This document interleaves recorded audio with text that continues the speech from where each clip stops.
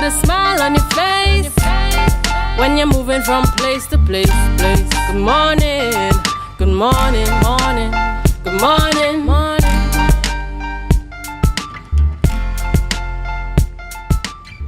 Good morning, viewers, and welcome back to the Tobago Updates morning show, coming to you here live from the Port Mall in Scarborough, Tobago. We just at about 7:32 a.m. This morning, and we are happy to welcome in this segment member of the National Advisory Committee on Constitutional Reform, Terrence Farrell, joining us this morning online. Good morning to you. Good morning, Julien. Good morning. And as we get started this morning, we're diving straight on in. The work of the committee is definitely progressing. There have been a couple of meetings held, inclusive of that, the Tobago East Town Hall meeting. I want you to start by telling us a little bit, what would you define as some of the key things, being highlighted thus far along the way for the people of Trinidad and Tobago?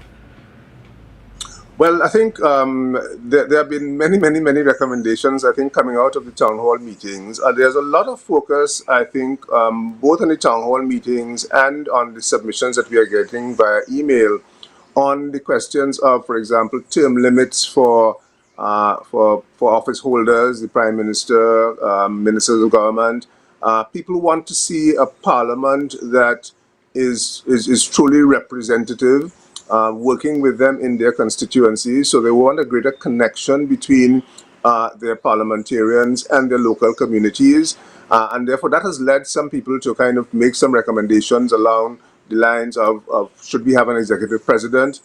Many people are asking for a directly elected president rather than somebody who's appointed as they currently are by the Electoral College, which has a significant influence from the political parties and so on. In respect of Tobago, we are not getting a lot of comments on Tobago from the email submissions, but of course at the meeting in Tobago East, which we had a couple of weeks ago, there was of course a significant amount of discussion on the question of Tobago self-determination or autonomy and so on, as the case may be.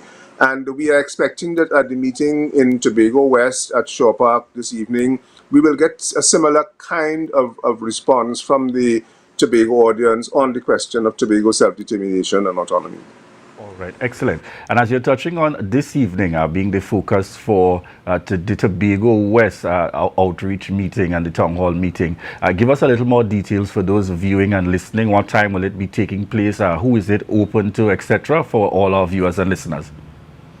Well, it's open to any member of the public to come. I mean, even if you have made a submission to us via email, you should please come along and still give voice to what you may have sent in. But for those people who didn't have an opportunity to send in stuff to us via email, please come along and make your voice heard. We are going to be at the Shaw Park Cultural Complex from 6 p.m.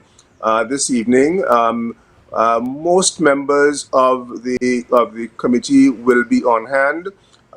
Essentially, the meeting runs for approximately 2 hours, from about 6 to 8, depending on the time. We may go a little bit later on the kind of interaction. So we are really encouraging people to come out and to really give voice to what are the issues and so on that concern you in respect of constitutional reform. All right. Just again to clarify for those here in Tobago, there would have been a meeting in Tobago East and this is now in Tobago West. Does that signal that it's only limited to the people in Tobago West and environs, or it's still open to all, far and wide, whichever meeting you can make throughout Trinidad and Tobago? It's open to anybody in Tobago who wants to attend. So if you want to come from Charlottesville to the meeting this evening, then that's perfectly fine. The reason why we had the two meetings, of course, is for convenience. And so the meeting that we had 2 weeks ago in Bellegarden was to facilitate those people in Tobago East. This one to facilitate people in Tobago West. But if you are anywhere you are in Tobago and you want to have an opportunity to come and have your say, you're very welcome to come down to Shaw Park this evening at 6 o'clock, and we'll be there on hand to listen to what you have to say. All right, excellent. I want you to give us a sense, the journey from here to that June period, which is that timeline that the committee is working with. Give us a sense of the progress to date that you've somewhat spoken to before, but more importantly, where are we going from here? Today's meeting, and then how many more are expected in the lineup as you go towards your greater objective for June of 2024? Right. Well, in total, we have about 15 of these town hall meetings. We've had 9 so far, so we have another 6 to go. This one in Tobago this evening, and then we have another 5 or so in Trinidad, and that will take us up to the early part of May. Essentially, we have closed off the email submissions that you send in via the website and the email provider. We have essentially closed those off. So to date, we have received, I think, probably in excess of 800 submissions via that particular platform.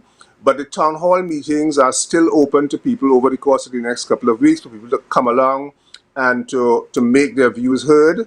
And in addition to that, we expect to be putting up another questionnaire on the website very shortly, which is going to be asking people some particular questions about aspects of the Constitution so that we can get additional feedback from them. The questionnaire has proved to be very, very successful. People responded very well to it, the first one, and we're putting up a second one very shortly so that people can respond to us via that means. And then from there, we are going to be looking to work on completing our report by the end of May, very latest the first week of June. What is your perspective in terms of the knowledge of the population as it relates to the Constitution based on some of the concerns or issues that have been raised? And by that I mean not necessarily a formal understanding of the Constitution, but just having that general working knowledge of the fact that it actually impacts us all. Well, surprisingly, people have been saying that, well, people don't know the Constitution and so on and so forth. But I think the fact is that people know a lot more than they think they know. In the sense that people, for example, they know how Parliament works. They know how the president gets elected. This is from general knowledge.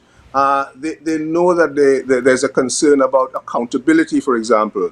They know that there's a concern about corruption, and they're not quite sure how to fix that. They do have views, for example, on the question of the Privy Council versus the Caribbean Court of Justice. So that although people may not know chapter and verse of the Constitution or what is Section 6, which is the Savings Clause, or they don't know about the composition of the Judicial and Legal Services Commission, they do have a very good general sense of what the Constitution is, how we are governed in our society, and therefore people are able to respond, and the submissions that we are getting are really quite cogent. Most of them really quite cogent. People are very clear about what they want to see. For example, on the question of a proportional representation, the views coming through on that are really very, very strong. All right. And I felt that that point was so important on the basis that people don't only feel that these meetings are open to a particular grouping or you have to have a level of education and knowledge and understanding. Just come out and be able to bring those views and perspectives because the opportunity is available there. I want you to also give us a sense ultimately. I know you've spoken to the fact before that, of course, this is not the first engagement. But what kind of assurances or hopes would you want to give as best as possible from where you sit? Given the ambit and the responsibility of the committee, that there should be some hope for a difference coming out of this exercise this time around? Well, as one of our interlocutors said to us, she said, if there is no hope, then there is no future. So if this country is to have a future, then we have to have hope. And we have to have hope that this time around that we can make the effort and that we can grasp the opportunity to make important changes to the Constitution. One of the points that I've been emphasizing as we're going around is that the Constitution that we are working with is a 1976 Constitution, Republican Constitution, but in truth and in fact, it is really a colonial Constitution, and that most of the institutions that we have in the Constitution were in fact set up by the British for us prior to independence. And so therefore we are working with something that is well over 60 years old. And the world has moved on, technology has moved on. We have a number of different kinds of challenges. We have upcoming challenges, for example, around the environment and climate change and so on. And therefore, we have to have a constitution that is responsive to the circumstances that we face today and the circumstances that we are going to be facing in the future, in the very near future. All right, excellent indeed. Is there any other key information that you would certainly want to highlight before we close this morning's interview? Just to say to Julien, to people that please come out, make your voice heard, particularly if you have views on the question of Tobago. We know that the two bills are in front of the Parliament now, the Island Government Bill and the Constitutional Amendment Bill. We've had very strong representation from some folks in Tobago on that issue who have met with the committee, and we certainly want to hear from the public generally on their views on Tobago self-determination and autonomy and how that could be progressed further. All right. One of the questions would be, do you see that as being subsumed as part of, or is it still being left separate somewhat based on the fact that it's currently on hold at the Parliament in terms of those two bills in relation to Tobago? Well, what we will do as a committee is that we will make our comments based on the feedback that we get and based on our overall look at the Constitution. We will be making our comments on those bills that are in front of the Parliament, and hopefully what we have to say may have some bearing on what the Parliament eventually does with those bills. All right. Contact information, website that you'd want to leave for those who may want to reach out to or to connect with the committee as you continue on this journey. Yes, it's Constitutional Reform 2024. .gov.tt. You can get on the website and you'll be able to find all the information there about upcoming events. You get copies of the constitutions, all the constitutions, the 1962, 76. You'll get all of the proposals that have been made in previous committee reports and commission reports. You'll get a number of other collateral information that is going to be very useful to you. So please visit the website and you can update yourself on matters relating to the Constitution. And you'll also find, probably from tomorrow, you'll find the questionnaire that you can respond to. All right.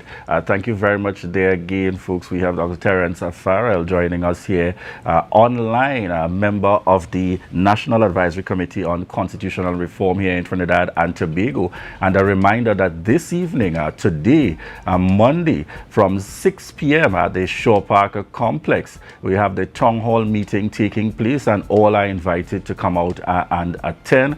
This is a series of meetings going across Trinidad and Tobago, and the Tobago West meeting takes place today at Shore Park Complex from 6 p.m. So all are invited to come out and attend. Bring your views, bring your comments, bring your feedback as you attend this evening's Town Hall meeting. Viewers, we want to thank you so much for continuing to choose the Tobago Updates morning show. A quick shout out in the mix. I see a number of our loyal viewers are online with us this morning. Marilyn Spence, Joefield, good morning to you again indeed. Jevon Roberts, Godfrey Moore in the mix with us this morning. Challenor Birchwood online with us. Hazel Isaac, good morning to you. Sanisha, all in the mix with us this morning. We want to say thank you so much for continuing to choose the Tobago Updates morning show, and we want to remind you that this is your opportunity to share the live, share the live, share the live.